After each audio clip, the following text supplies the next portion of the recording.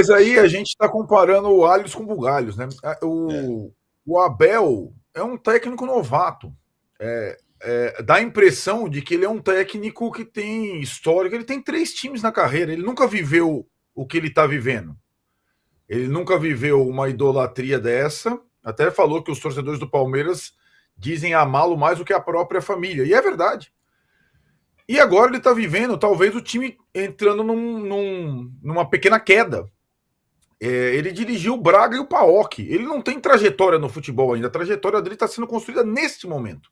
Então ele não tem nem experiência prévia com o sucesso e nem experiência prévia com o fracasso.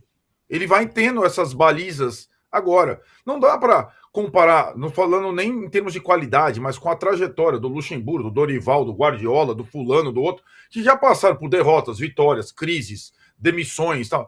O Abel é um novato. Então tudo para ele é recente. E acho que ele tem nessas. Eu tô aí.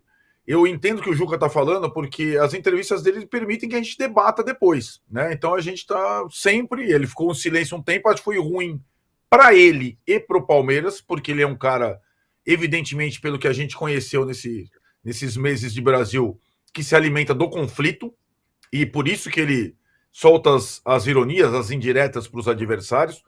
Quando ele fala do São Paulo, da eliminação, e dá o mérito meio a contragosto e tal, o São Paulo é o time que tem, na era Abel, mais vitórias do que empates e derrotas. O São Paulo ganhou 7 vezes na era Abel com 3 técnicos diferentes.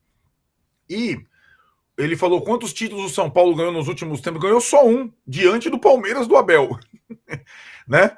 Então tem essa. São Paulo ganhou umzinho nos últimos anos. Ganhou do Palmeiras do Abel, no título paulista com o Crespo lá atrás.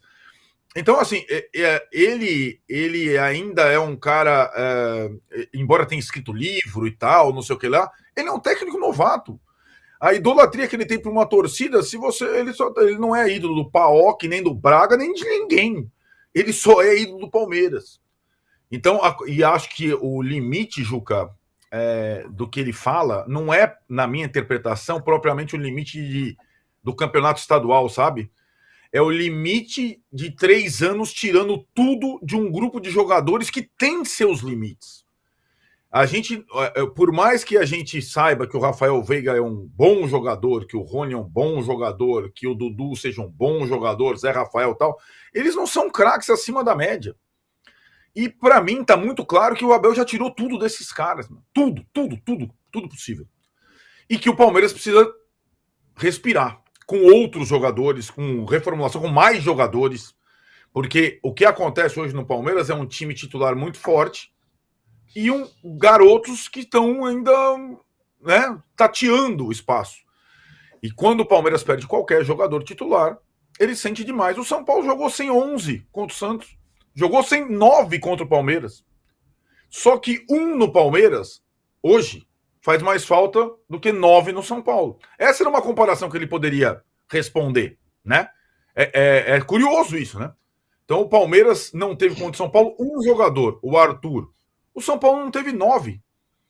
E mesmo assim, então esse modelo de trabalho e acho muito admirável, viu? Não estou criticando, não. Ele transformou o que eu falo sempre. Convocar o jogador do Palmeiras, aí vocês têm que criticar o Ramon Menezes. Os jogadores do Palmeiras, assim como os jogadores do São Paulo, do tricampeonato, esse tem a semelhança do Muricy do tricampeonato, não são jogadores de seleção brasileira. Eles são bons jogadores para os clubes dele. A grande diferença do Palmeiras é não ter craque, ter um conjunto. Não tem craque. Palmeiras não tem craque, caramba.